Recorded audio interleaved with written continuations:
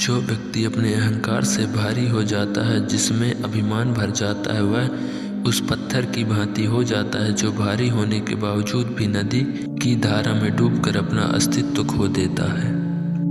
अगर किसी लक्ष्य, खुशी या सफलता की प्राप्ति में लंबा समय लग रहा है, प्रतीक्षा की अवधि अधिक है, तो हो सकता है आपकी अपेक्षा से ज़्यादा आपको मिलने वाला है। अपने कर्म पर अडिग रहिए और विश्वास रखिए उस ईश्वर पर जो आपके कर्म की परीक्षा ले रहा है।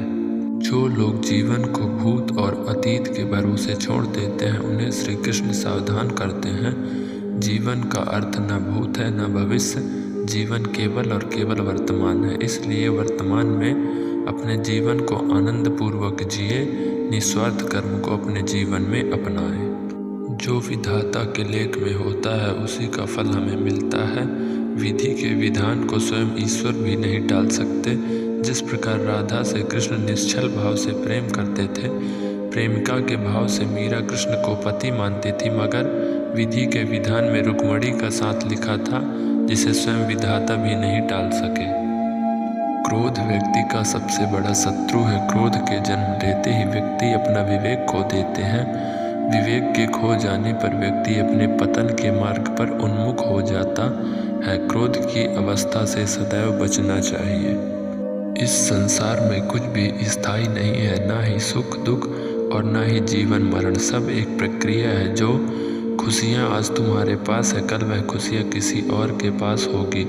जिसे अपना समझकर हम खुश होते हैं, वही खुशी कल दुख का कारण बनती है। आत्मा शाश्वत सत्य है, यह अजय है, अमर है।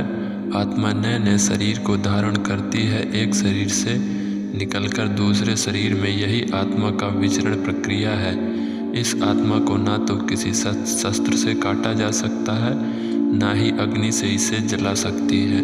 कोई जल इसे बुझा नहीं सकता और यह किसी वायु से सूख नहीं सकती।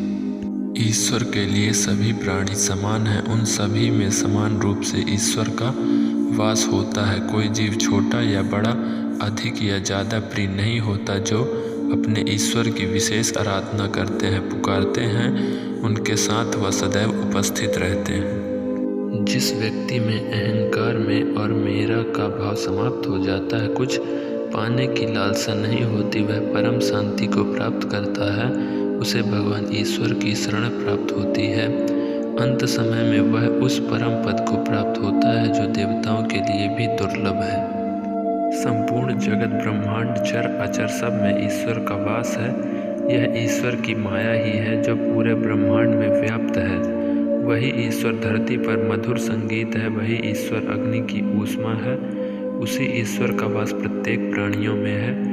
जो सन्यासियों के चित्त को शांत कर साधना में लीन करता है, वह आत्म संयम भी ईश्वर ही है।